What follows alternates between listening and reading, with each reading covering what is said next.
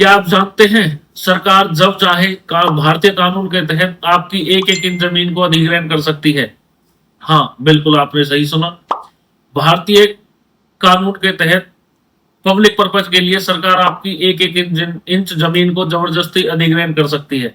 जैसे कोई सरकारी हॉस्पिटल बनाना हो, एयरपोर्ट बनाना हो, नेशनल हाईवे बनाना हो, तो उसके लिए सरकार बिना आपकी मर्जी के आपकी सारी जमीन को अधिग्रहण कर सकती है। नमस्कार साथियों, मैं एडवोकेट सुरेंद्र भाटी आपका अपने चैनल जस्टिस विद सुरेंद्र पर स्वागत करता हूं।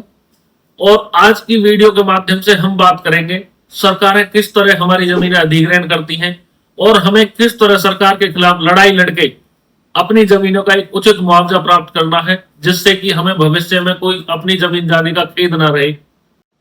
एज एन एडवोकेट मेरे पास ऐसे रोज कई जमींदार आते हैं जो परेशान होकर कहते हैं कि सरकार ने हमारे साथ धोखा किया है, हमारी करोड़ों की उपजाऊ जमीन का कुछ लाख रुपए मुआवजा दिया है।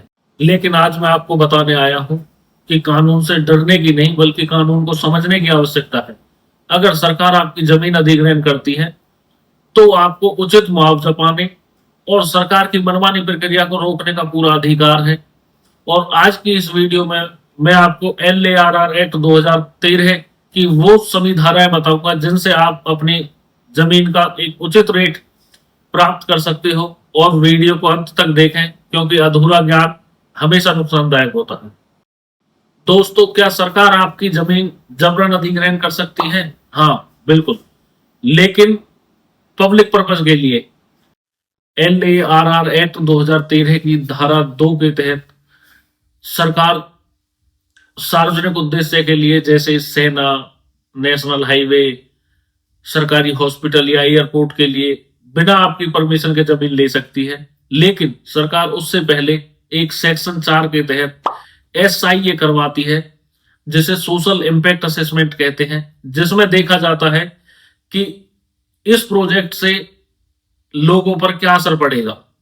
लेकिन यहां सबसे बड़ा ट्विस्ट एक यह आता है, अगर कोई प्राइवेट कंपनी अपने प्रोजेक्ट के लिए जमीन खरीदना चाहती है तो अकॉर्डिंग टू लॉ यह होता है कि उस एरिया के जितने भी जिम्मेदार हैं सभी से 80% जिम्मेदारों से रिटर्न कंसेंट होनी चाहिए। अगर किसान मना कर देते हैं तो प्राइवेट कंपनी आपकी 1 इंच भी जमीन नहीं छू सकती।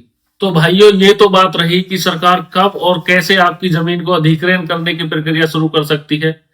लेकिन जब सरकार सेक्शन 11 का प्रिलिमिनरी नोटिफिकेशन जारी करती है तब आपके पास ना तो जमीन को बेचने की, ना जमीन पर निर्माण कार्य करने की अनुमति होती है।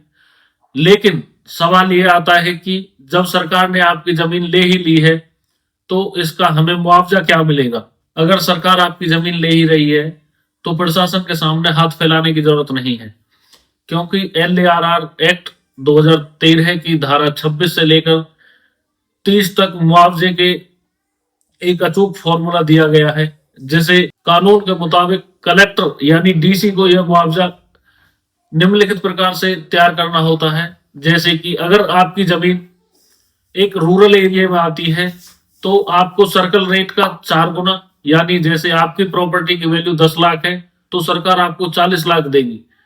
अगर आपकी जमीन अर्बन एरिया यानी शहरी क्षेत्र में आती है तो आपकी प्रॉपर्टी का मुआवजा आपको 2 गुना दिया जाएगा, यानी अगर आपकी प्रॉपर्टी की कीमत 10 लाख है तो आपको 20 लाख दिया जाएगा।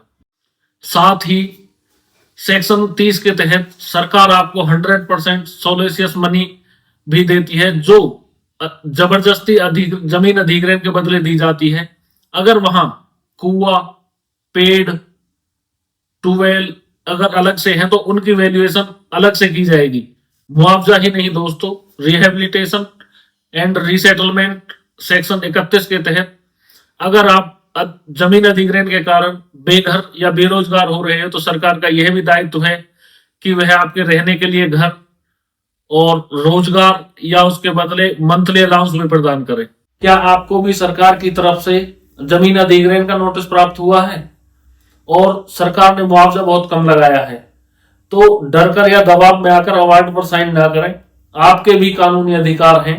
सेक्शन 15 के तहत जैसे ही आपके पास नोटिफिकेशन आती है तो आपके पास 60 दिन का समय होता है और आप 60 दिन के अंदर अपने डीसी के यहाँ रिटर्न में अपने ऑब्जेक्शन फाइल करें कि हमारी जमीन की मार्केट वैल्यू ज्यादा है।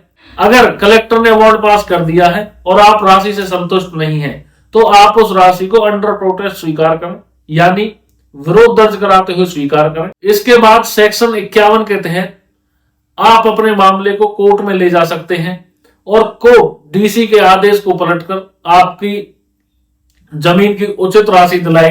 तो मेरे बहनों और भाइयों, जमीनें कोई मिट्टी का टुकड़ा नहीं है, हमारा भविष्य और हमारी कई पीढ़ियों की मेहनत है।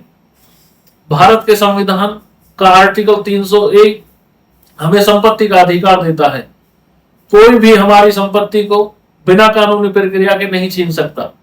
सरकार देश के विकास के लिए हमारी जमीन अधिग्रहण कर सकती है, लेकिन सरकार को उसके बदले उचित दाम और हमारे रहने के लिए सुविधा देनी हो। तो साथियों, आज की कानूनी जानकारी अच्छी लगी हो तो वीडियो को लाइक करें, कमेंट करें, वीडियो को शेयर करें और चैनल को सब्सक्राइब करें। और हाँ, अगर आपको कोई समस्या हो तो मुझे कमेंट में बताएं, मैं अगली वीडियो उसी टॉपिक पर बनाऊंगा। जय हिंद साथी।